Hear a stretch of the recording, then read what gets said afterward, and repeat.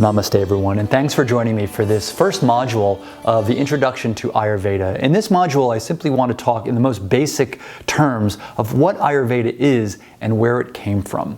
And I know that in my own studies, I love to know what a lineage is and the roots and the history, because when I do, it engenders a certain gratitude and even a profound reverence for what I'm studying, the subject in consideration, and even a devotion in many senses, in many cases. So thank you for joining me on this. Ayurveda is a great system of health in India.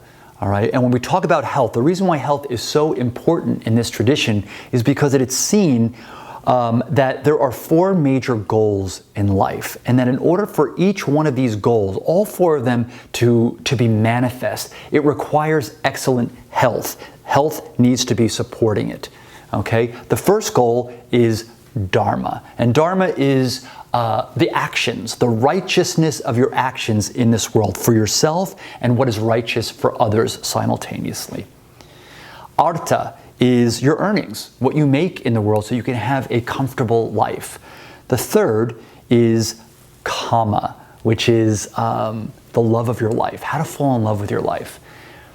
And then the fourth is Moksha, liberation, freedom. Now, if we take the word Ayurveda and we separate it out, Ayu means life, Veda means knowledge or science. So logically, when we put them together, we have the science of life. Or we can say how to grow old gracefully, how to have a body, how to have a mind, how to nurture spirit, how we can take this knowledge and use it to align with the forces of nature. So we feel totally inner ecosystem and outer ecosystem in complete synchronicity, so we can experience great health. And we can go for and reach these four goals of life. When we talk about life, Ayu, again and again, we're talking about three aspects: body, mind, and spirit. It is essential that all three of those are addressed. They are the tripod on which life forms. Okay, when life comes together, those three come together. If one of them is not present, life is not present. From zero, when you're conceived, they come together, and when they separate, when you're 100, then there is death. And as Ayurveda says, that an individual should be able to live 100 healthy years. Okay, Ayurveda will always turn to nature in order to maintain good health, in order to diagnose disease and then treat disease. And by turning to nature, that means using food as medicine, for example. So your pharmacy could be in your own backyard. Or how to, again, get the inner and outer ecosystem to work together. And because we're working with nature, there's basically little to no side effects in Ayurveda treatments. Ayurveda has its own deity, Lord Dhanvantari. And Lord Dhanvantari is considered an incarnation of Vishnu, which is he is the Lord of sustenance and maintenance. And Dhanvantari, Lord Dhanvantari, is an incarnation of Vishnu. If you look at this photo of Lord Dhanvantari, if you see in his lower right hand, he is carrying what looks to be a black stick or a black pen. That is not a stick and it is not a pen. What it is a leech. And in healthcare, in Ayurveda, it is seen that a leech is something that adheres to the skin and will pull blood and toxins out of the system without harming the body and with no pain. And so thus it becomes a very beautiful metaphor for Ayurveda, the leech, because Ayurveda seeks to do just that, to detoxify the body without harming it and without pain. Okay, so where does all this come from?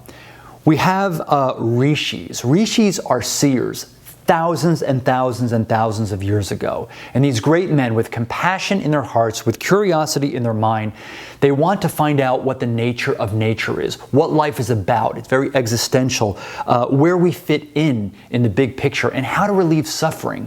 So with compassion, and this is important to know, because it means that Ayurveda itself is coming from, the genesis of it is from an emotion of compassion to heal the suffering. These rishis 10,000 BC. It's an inexact science with the dates, but some say 12,000 BC, perhaps.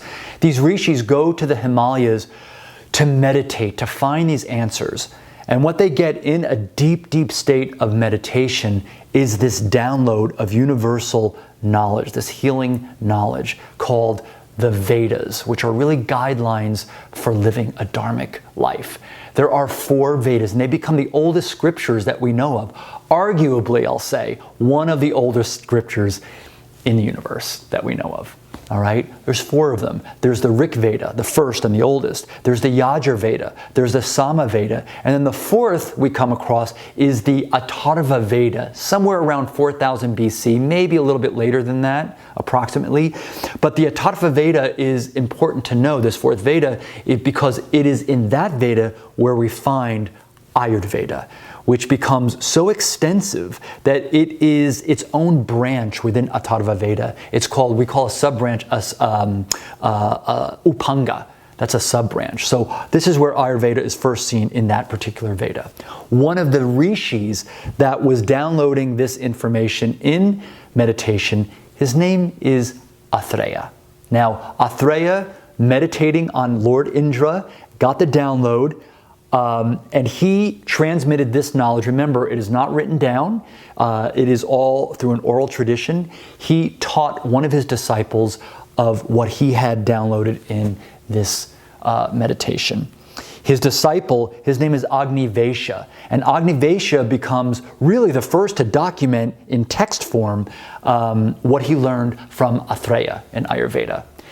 This text form is no longer in existence. However, it was in existence when another disciple, a physician named Charaka, came along and took Agnivesha's work.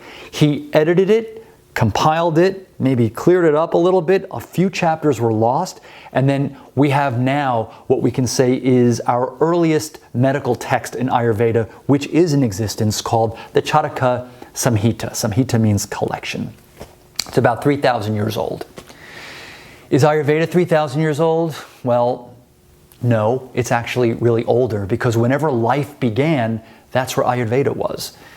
Is it only in India? Well, no. The download of the meditation was in India, but wherever there is life, there is the science of life, which is Ayurveda. So it's for everyone living in anywhere, and it's timeless. So thank you for joining me, and thank you for being open, and for hopefully, like me, as my teacher told me, to be a vehicle for healing knowledge. Namaste, everyone.